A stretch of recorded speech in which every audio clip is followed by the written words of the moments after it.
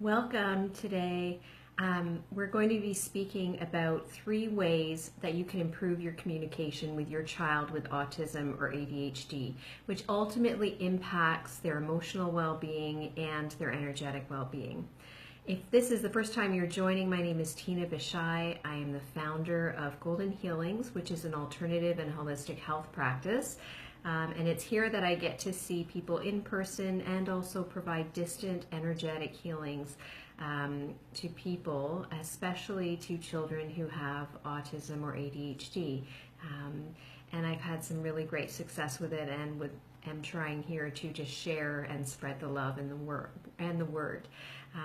For those of you that don't know me, I'm a mom of 2 beautiful children, one of which had symptoms and signs of Asperger's from a young age. And I've experienced that she doesn't have those anymore through the information that I'm sharing with you, and also the shamanic healings that I provided to her. I'm also a physical therapist by background, and went back to school and did an MBA, worked in the corporate world for many years, but then followed my heart and became a Reiki master and a shaman. And so it's here at Golden Healings that I provide shamanic healings for adults and for children, and especially those with autism and ADHD. Those are my love to help. Today we're going to be talking about how communication impacts your child's emotional and energetic well-being. And before we get started, I just want to know if you're able to click the like button, the heart, the wow, whatever it is, or the comments below. Let me know that you can hear me and that you're there, and I'll engage with you whether you're on the live or the replay as well. Okay, let's start in. I know that we all think we know how to communicate, and so, if we think of the basic level of communication, we have our verbal communication, which of course are the words that we speak, and our nonverbal communication, which can be a look that we give our child, or it might be, us using our hand gestures, or the tone in our voice that we're using with them. And even the emotions that we are experiencing within us at the same time that we're speaking to them. And so there is this kind of energy that we give off as we're speaking to people. And it's that piece in particular that I want to speak more about to you today. What if I'm, as an example, telling my child it's time to get ready for school, and I'm doing it with an irritated voice? That's a really obvious example, but a more subtle one might be, for one reason or another, I'm feeling frustrated or angry or anxious, and it may not even be related to our child at that moment, and we're in our sweetest, kindest voice with our sweetest, kindest words are talking to our child. It's those kind of things that we know that our kids feel that kind of energy, and even though we might be doing our best to hold it in, they are master readers of energy, and so they feel everything, and it's often those times that they will react to us or act out in their behavior because they're sensing that energy.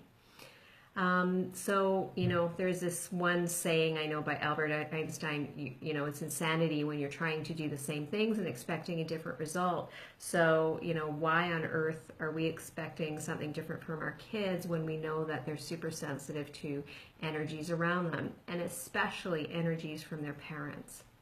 So today I want to give you 3 tips that you can use in your communication with your child that can help bring you closer to providing that unconditional love, that well-being emotionally and energetically that we all want for ourselves and for our children. So here's the first tip, and as parents and as caregivers to these beautiful children, please take care of yourself first. I know that's hard for some of us, but if we can find ways to manage our stress that work for us, whether it's meditation or yoga or just deep breathing exercise, even just alone time, a walk outside in nature or a workout at the gym, whatever it is for you, put it in your calendar and just go. And so I invite you really to do that, because I can have the best intentions to set up for my day, but if I don't have it set out in my calendar, it doesn't typically happen. So I just encourage you to do that. When we can really take care of ourselves, When we can have a calmer energy around our children, they react so much better towards us, and they don't automatically sense our anxiety or stress or fears come up or frustration, and they're responding similarly, and they also have a better time around us. So that's my first suggestion. My second tip for improving your communication with your child is all about our attitude. So much of our own reactions to situations we know come from our attitudes. And I know that we all know this, but it's about practicing it over and over and over, and really watching how our attitudes are impacting the way we are being with our children. So when we communicate to our kids, for example, both verbally and non-verbally, if we can just do our best to be lighthearted, have a kind of playfulness within the conversation without being attached to a specific outcome, that's really helpful. And it helps us to have a more positive, calm attitude towards things as they happen. If we can be kind to ourselves and our children by accepting them the way they are and the way they are not, by accepting us the way we are and the way we are not, that is also really helpful. It gives us a great attitude and an energy that's really positive to share with our children. And another way that's really great to be is easy to forgive. So be easy to forgive others, especially our children, and most of all ourselves. And by doing these things, you'll really help to set up a more relaxed and positive attitude towards for yourself, which will ultimately impact your child's emotional well-being and their interactions with you. The third thing I want to touch on is how we speak to our children. I know that the way we speak to our children creates a specific energetic environment around them, which impacts their emotional well-being. So I want you to listen carefully to this one. Praise your child for all the wonderful things they are. I'm not sure if you caught that, but I didn't say to praise them for what they're doing or praise them for when they're being good. I said praise them for who they are. And that's a really subtle difference, but it is so important, and really just so important to understand that they are perfect just the way they are. And yes, they may be experiencing challenging symptoms from their autism or ADHD, but they are not their symptoms. And so I really encourage you, to understand and feel that your child is a beautiful spirit, created for a beautiful purpose and a higher power in this world, higher purpose in this world, excuse me.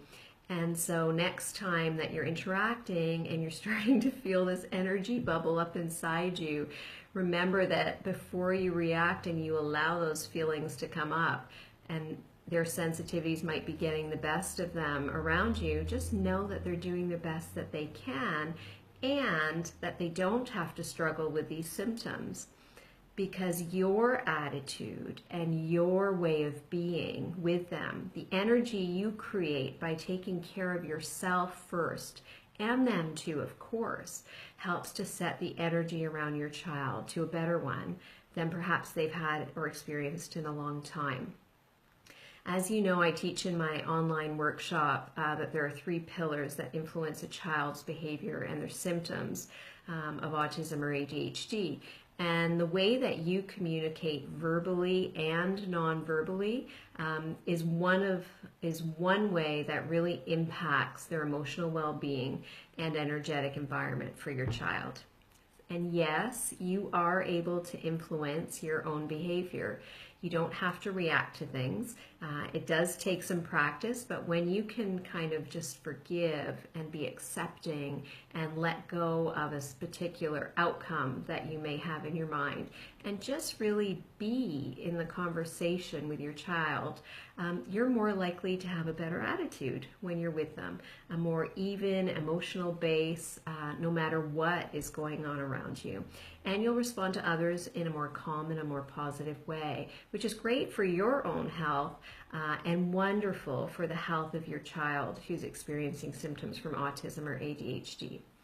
I hope this information has been helpful to you. Please leave me a message in the comments, and I'd love to hear from you. And join me next week, Thursday at noon, where I'll be talking about the physical well-being of your child. Thanks so much. Have a great day.